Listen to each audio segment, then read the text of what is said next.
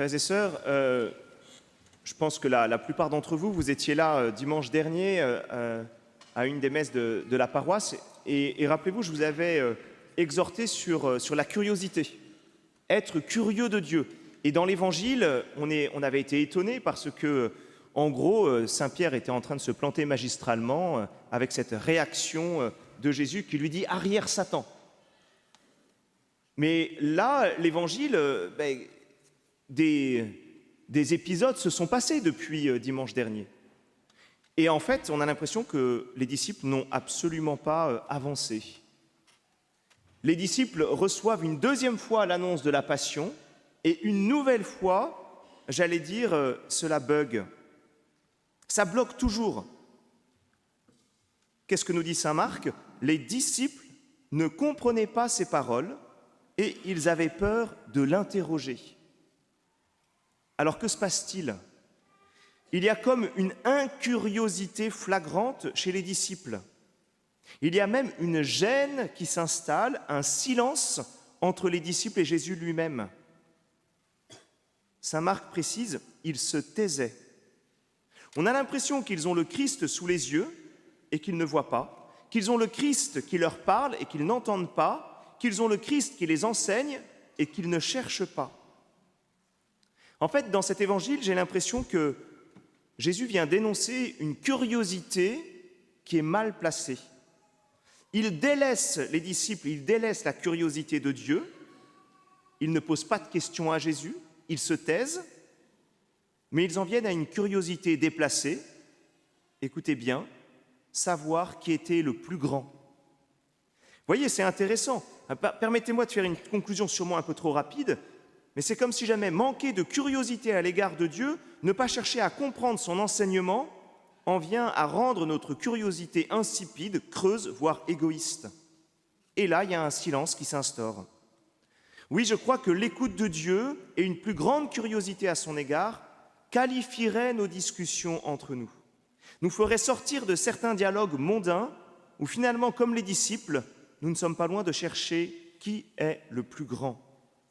Nous pourrions alors devenir un peu plus curieux les uns des autres d'une belle et noble manière. Que constatons-nous ici? Eh bien que les disciples, à peine appelés par Jésus, à peine envoyés en mission par Jésus, sont déjà dans la perversion de celui qui détient l'autorité. La perversion peut-être quelquefois de nos hommes politiques, la perversion quelquefois de ceux qui dirigent, les chefs, la perversion aussi trop souvent, peut-être de nous-mêmes, prêtres et évêques. Vous voyez, le principal intérêt pour les disciples, c'est le pouvoir et la puissance, exactement à l'inverse de ce que nous demande le Christ. C'est pour cela que la deuxième lecture complète si bien notre évangile. Elle est une explication du comportement des disciples et de ceux qui tombent dans les mêmes travers. La jalousie et les rivalités mènent au désordre et à toutes sortes d'actions malfaisantes. Finalement, quand saint Jacques dit « vous êtes pleins de convoitises », il aurait pu s'adresser exactement aux disciples de cet évangile. Alors, frères et sœurs, ce silence des disciples, il est à regarder et à étudier. Ce silence avec Jésus et cette crainte de l'interroger, je crois qu'ils viennent d'une peur d'avoir à changer de vie, la peur de la conversion. Les disciples veulent préserver leur bavardage, leurs petites discussions, leurs ambitions toutes humaines. Ils préfèrent leur non-conversion, leur incrédulité à la réalité de la bonne nouvelle qui passe par le don de soi jusqu'à la croix. Et quelques versets plus tôt, juste avant cet évangile, un homme disait à Jésus « J'ai demandé à tes disciples d'expulser cet esprit, mais ils n'en ont pas été capables. » Et que répond Jésus en face de ses disciples? « Génération incroyante, combien de temps resterai-je auprès de vous? Combien de temps devrais-je vous supporter ?» Oui, parce que les disciples sont encore incroyants. Ils suivent le Christ et pourtant sont encore incroyants. Ils sont dans un silence qui vient de la compromission avec leurs péchés. S'ils craignent de poser des questions à Jésus, c'est surtout qu'ils ont peur de ses réponses. Et franchement, frères et sœurs, ne sommes-nous pas pareils de temps en temps? Car nous connaissons la réponse du Christ, et la voici. Si quelqu'un veut marcher à ma suite, qu'il renonce à lui-même, qu'il prenne sa croix et qu'il me suive. L'autre réponse dans cet évangile, si quelqu'un veut être le premier, qu'il soit le dernier de tous et le serviteur de tous. Avons-nous envie d'entendre cette parole? La comprenons-nous? Cherchons-nous à mieux la comprendre? Ou alors quelquefois nous préférons un silence religieux? Si nous sommes ici ce soir, c'est bien que nous voulons suivre le Christ, mais quels sont nos lieux de silence à nous? Ces lieux où je refuse la conversion, où je refuse de changer, où de manière plus subtile, une part de moi dit oui à Dieu, mais une autre part dit non. Frères et sœurs, si je voulais résumer, ne sommes-nous pas nous aussi quelquefois dans une incompréhension face à l'abaissement du Christ et souvent dans un refus quand il nous appelle à le suivre sur le même chemin? Alors heureusement, la deuxième partie de l'Évangile, nous avons l'antidote. Parce que face à ce silence, à cette peur de poser des questions, à cette peur de ce que Dieu pourrait nous demander, Jésus nous met face à un enfant. Et je crois que les parents ici ne contrediraient pas Jésus. Un enfant, il ne reste pas dans le silence, lui. N'est-ce pas, Kitry?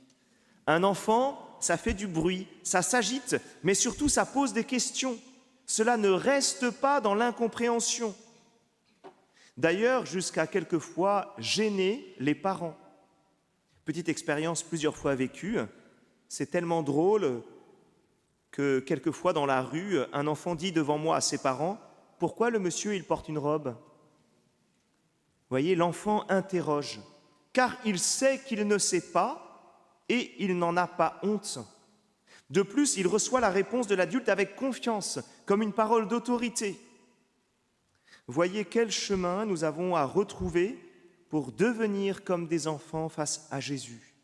L'interroger sans cesse et recevoir sa parole avec confiance et autorité. Frères et sœurs, ce soir, demandons à notre Seigneur Jésus une part de son esprit, cet esprit d'enfance qu'il veut nous donner. N'ayons pas peur de sa parole, même si elle me déloge, même si elle est exigeante. Elle est une parole de vie, une parole de vérité qui m'ouvre le ciel. Au lieu de peur, soyons curieux de cette parole, désirons la recevoir et la comprendre. Oui, c'est vrai, le Seigneur nous appelle à plus. Oui, il refuse que nous restions dans notre péché.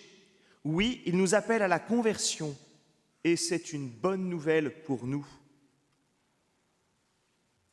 Alors que nous sommes dans la deuxième semaine de préparation à notre dimanche des curieux, je voudrais nous exhorter à devenir plus curieux et accueillants les uns envers les autres. Je crois que l'enfant, de manière naturelle, a une capacité à accueillir beaucoup plus grande que la nôtre. Et j'aimerais que sur notre paroisse, nous puissions de plus en plus être comme des enfants les uns à l'égard des autres. Ne repoussons pas la parole du Christ qui nous invite à une plus grande fraternité paroissiale, qui nous invite à nous connaître, à nous recevoir comme des frères et sœurs en Christ. Amen.